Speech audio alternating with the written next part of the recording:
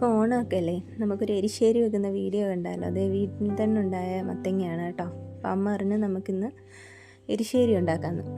അങ്ങനെ തോടൊന്നും കളയാതെ നന്നായിട്ട് കഴുകി വൃത്തിയാക്കിയിട്ട് നമ്മളത് കഷ്ണം കഷ്ണമായിട്ട് അരിഞ്ഞെടുത്തോണ്ടിരിക്കുന്നു അമ്മ, ഞാനല്ല കേട്ടോ. അപ്പോൾ തൊട്ടടുത്ത് തന്നെ ഇലയുടെ വെന്തുകൊണ്ടിരിക്കുന്ന രാവിലത്തെ കാപ്പിയാണേ, അത് വെന്തുകൊണ്ടിരിക്കുന്നുണ്ട്. അപ്പം ഇതേ മോനാണ് ഇത്. അതിന് ശേഷം രാവിലത്തെ ഏതാണ് മീനാണ് അമ്മ കാണിച്ചു തന്നത്. ഉച്ചക്കത്തേക്കുള്ള മീനാണ്.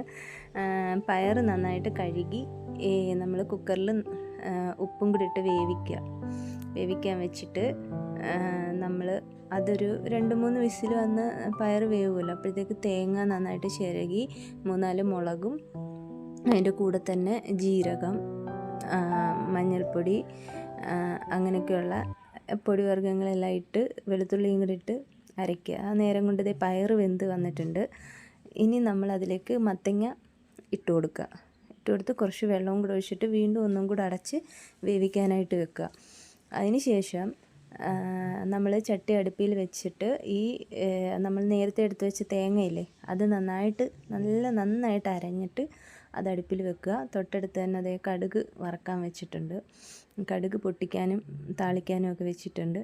വെന്തുടഞ്ഞ ഈ പയറും മത്തങ്ങയും കൂടെ നമ്മൾ ആ അരപ്പിലേക്കിട്ട് നന്നായിട്ട് മിക്സ് ചെയ്യുക. നന്നായിട്ട് മിക്സ് ചെയ്തതിന് ശേഷം അത് ഒന്ന് തീ കുറച്ച് വെക്കുക. ഒന്ന് വെച്ചതിന് ശേഷം കടുക് പൊട്ടിച്ചു. അതിന് ശേഷം കറിവേപ്പിലയും അതിൻ്റെ കൂടെ തന്നെ നമ്മൾ കറിവേപ്പില ഇട്ടതിന് ശേഷം ചെറിയ ഉള്ളി അരിഞ്ഞിടുക. അത് നന്നായിട്ടൊന്ന് മൂത്ത് ഒന്ന് ചെറുതായിട്ടൊന്ന് പച്ചമണം മാറി ഒന്ന് മൂത്ത് വരുമ്പോഴത്തേക്ക് ഉച്ചക്കത്തേക്കുള്ള മീൻ വറക്കാൻ വെച്ചേക്കും കേട്ടോ.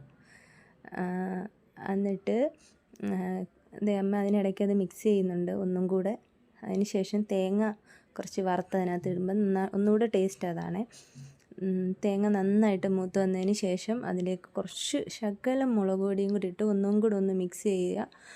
എന്നിട്ട് ഇതൊന്ന് ഒരു നല്ല ക്രിസ്പി ആയി കഴിയുമ്പോൾ നമ്മളത് ഈ എരിശ്ശേരി ആ അടുപ്പിലേക്ക് ഇരിക്കുന്ന എരിശ്ശേരിയിലേക്ക് നമ്മൾ ഇട്ട് കൊടുത്ത് അത് നന്നായിട്ട് ഇളക്കി നന്നായിട്ട് യോജിപ്പിച്ചെടുക്കാമെങ്കിൽ നല്ല സ്വാദിഷ്ടമായിട്ടുള്ള എരിശ്ശേരി നമുക്ക് ഉണ്ടാക്കിയെടുക്കാം.